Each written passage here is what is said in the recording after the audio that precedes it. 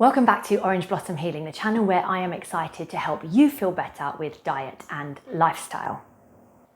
Today we are going to be talking about how to break your fast. So fasting is an incredible healing state that regenerates your body and allows a blank canvas for you to nourish afterwards. It's really important that you make the right choices when you come back to food after your fast, and that's what we're going to look at today. So stick around if you want to find out how to nourish yourself after a fast. Let's go. The first thing to say is that it depends how long you're fasting as to how you break it. So anything over 24 hours is considered a long fast, and that's what we're going to work through step by step today. If you are doing a shorter fast, so 16, 18, 20, anything up to that 24-hour mark, then what you break your fast with really depends on your objective. The first thing you might choose to break your fast with is fat. If you choose a fat, this may help you to extend the fast. By staying in the fat burner system instead of your glucose or sugar burner system, you can continue to reap the benefits of fasting. What fat will do is immediately kill hunger. So if you're feeling hunger creep in, it's a great idea to choose a fat option, such as a tablespoon of MCT oil from coconuts or of extra virgin olive oil, a couple of tablespoons of an avocado or some avocado oil, or even a tablespoon of nut butter can work as a fat, although this does contain a lot of protein and potentially could pull you out of your fast. Second option to break a shorter fast is protein. This is important if your objective is to build muscle or if you've done a workout during your fast. So a protein might be a full fat cheese like a cottage cheese or a halloumi or a parmigiano, or you might choose some grilled chicken, grilled grass-fed beef. You could go for something vegan like a quinoa or lentils or an organic tofu. The third option for breaking your fast, if it is a shorter fast, is gut food. So it's really important. As I always say, our guts are ground zero of our health. So feeding your microbiome is absolutely key to your health. If you can choose something like a sauerkraut or a kimchi, something fermented, or even some seeds and nuts like chia seeds, hemp seeds, cashew nuts, Brazil nuts, these all feed your microbiome. If you prefer a kombucha, then you can also find lots of really interesting fermented treats nowadays, so take your pick. If you're breaking a longer fast, then you can, of course, break it with any food you choose, even junk food. Choosing junk food, you won't undo the healing that you have done during your fast, but what you will do is put an abrupt stop to it.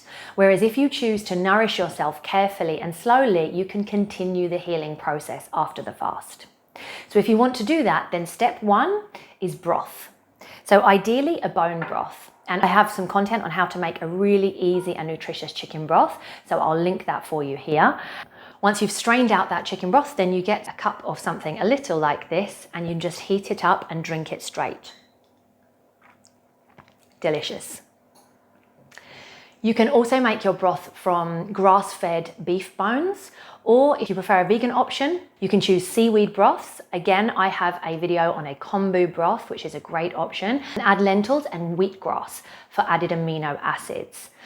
So what we get particularly from the bone broth is glycine. Many of us have in our guts, especially people who are suffering from things like leaky gut syndrome, are these holes called junctions. So there are perforations all throughout our gut, which are caused by toxicity and ultra-processed food and a number of other things over time. And what happens is the glycine within the bone broth goes in and starts to repair those holes and close the junctions so that toxins aren't just seeping automatically into the bloodstream, and the gut can do its job of absorbing and sorting through what we need in the bloodstream and what we need to expel. So that's what we get from our bone broth. We need to sit with that for about half an hour and just see whether anything comes up, whether it makes you go to the toilet or whether you feel a bit bloated. If you do, you can wait a little longer, but if after 30 minutes you feel fine, you can move on to step two. Now, step two is fat. Like I said with the shorter fast, fat immediately kills hunger. So when we're coming out of a longer fast, particularly, we're feeling excited to eat food. And although the bone broth will take away a little bit of that feeling of hunger, this next stage really stops us craving moving on to anything perhaps not so healthy. So one of my favorite go-tos to break my fast is guacamole. And we're just going to throw a quick one together now. So I have a couple of avocados here.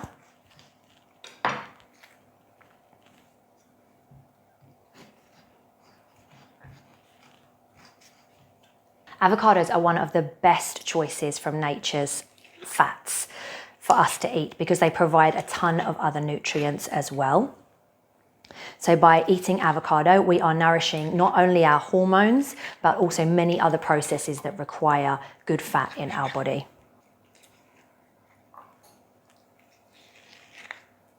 And I have a series about the different foods to eat throughout your cycle. This guacamole is great to eat at every phase of your cycle, so you don't need to worry about what phase you're in and where to put it. It's always great for you. So I also have some spring onion. All of the onion family is wonderful for detoxing and it feeds all of our cells. So onions are well-rounded healing foods, and I try to include them or garlic in any dish that I am making. Spring onions have that kind of fresh, light taste. Some people make guacamole with red onion, but I just think that spring onion makes it not quite so heavy. And when you're coming out of a longer fast, especially, all flavors are so intensified. So it is great to have this kind of gorgeous light onion flavor instead of the heavier ones from the white onions or the red onions. I'm just going to mash my avocado a little bit with that spring onion before I move on to my next ingredients.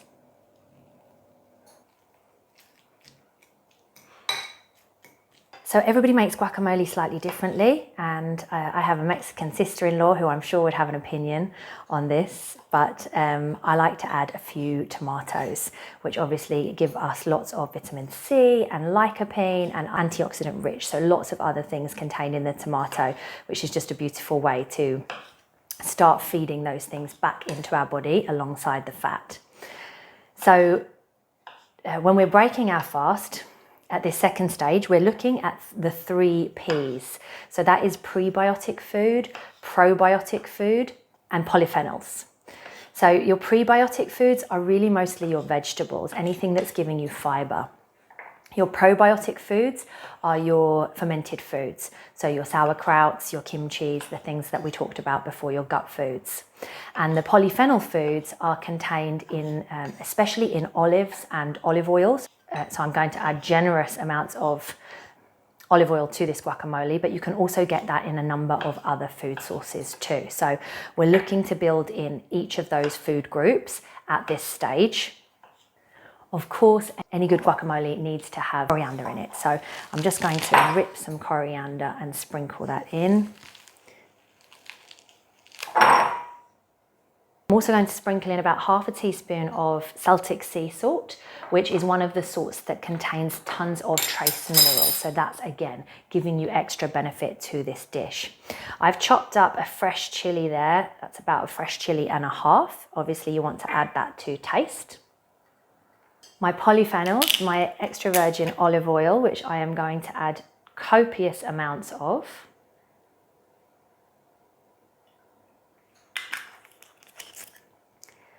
And no guacamole is complete without plenty of lime squeezing everywhere.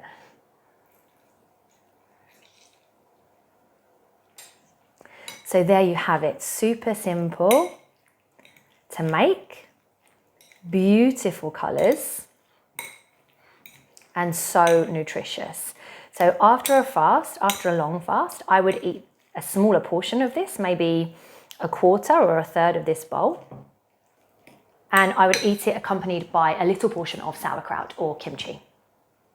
Other fats that you could go for if you don't fancy the guacamole or you want something a bit sweeter are yogurt. So Greek yogurt or a fermented coconut yogurt with some blueberries in there to feed your gut, maybe some chia seeds. That can also be a really good option for your second stage with fat and the 3 Ps, prebiotic, probiotic, and polyphenol foods. For stage 3, we are going to test fiber in our newly regenerated gut. Depending on how long we fasted, we have geographically relocated our microbes.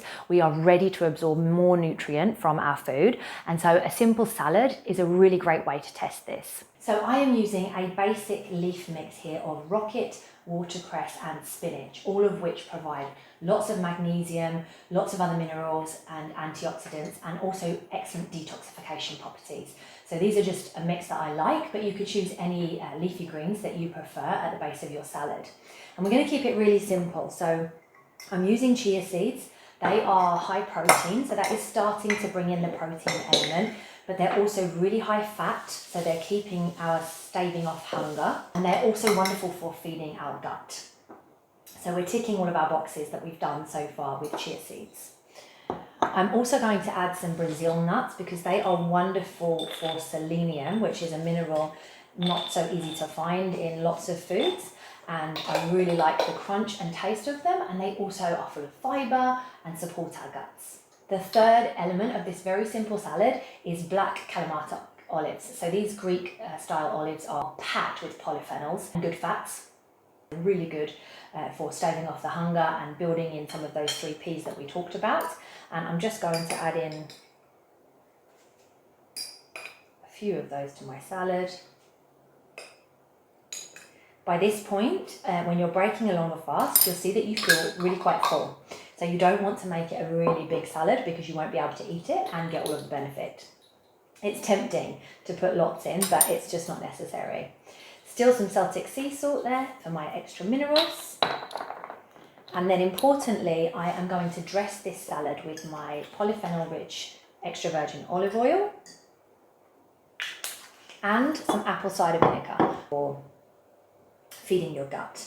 So apple cider vinegar actually has a ton of benefits, and I'm going to do a whole other video on apple cider vinegar, but it's really great at this stage to test your reaction in your gut. And hopefully that will sit really well with you. That is one of my favorites for stage 3. If you find that you become quite bloated or you feel that you need to go to the toilet, then that is a sign that your gut needs a little bit further healing. So what you can do is steam some veg, and I would recommend something from the cruciferous family. So cauliflower or broccoli, which you can get tons of at this time of year. Just steam it and dress it lightly with olive oil, salt and lemon, and see how that sits. And just give yourself maybe an extra half an hour between the next phase if you're feeling any of those symptoms. The fourth and final stage of breaking our longer fast is protein. So the reason that we leave this until the end is that it's the hardest thing for our bodies to break down. So we want to prepare them slowly with the various phases beforehand. So you're aiming for 30 grams of protein, but you can eat that once every half an hour or once every hour after breaking your fast until you feel full or that you don't want any more. There are so many options for protein. My go-to is grilled chicken with a little bit of oregano, salt and olive oil on top. But I also love to break here with cheese. So I sometimes have cottage cheese together with some of the guac that I've already made, or with a little salad on the side. Or eggs. Eggs are full of protein, but they also contain choline and a ton of other properties that make them really nutrient rich. I would always choose eggs from pasture raised chickens rather than chickens raised in barns, because the lifestyle that those chickens and hens lead and the food that they are eating will affect the nutrient properties of their eggs. Fish is also a great option here. So sometimes I do myself a fillet of mackerel or a fillet of salmon, very simple with lemon and olive oil, and just eat that alongside some of the salad of the things that I have left from my other 3 stages. I hope that helps you to think about the ways that you can break your fast. And I've got plenty more videos on my YouTube channel if you want to learn more about that. And I will see you next time. Take care.